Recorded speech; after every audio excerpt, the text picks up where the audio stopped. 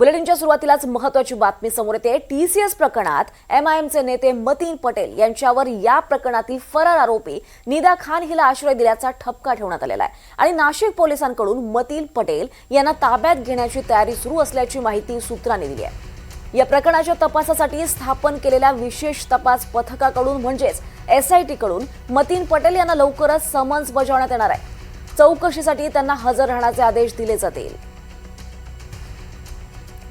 अधिक माहिती घेऊयात आमचे प्रतिनिधी मोहसिन शेख यांच्याकडून। मोहसिन, काय अधिक माहिती या संदर्भात?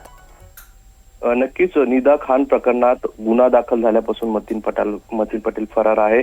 विशेष म्हणजे मतीन पटेलच्या घरावर संभाजीनगरमध्ये बुलडोजर कारवाई देखील झाली। आता जी माहिती सूत्रांकडून मिळते, नाशिक पोलिसांकडून मिळते, त्यानुसार मतीन पटेलला समन्स बजावला जाणार आहे आणि त्यानंतर मतीन पटेलला अटक देखील होऊ शकते। कारण या सगळ्या प्रकरणात पोलिसांनी चार्जशीट देखील दाखल केलेला आहे आणि आता पुढचा तपास जो करायचा आहे त्यासाठी मतीन पटेलला ताब्यात घेतले जाऊ शकतं।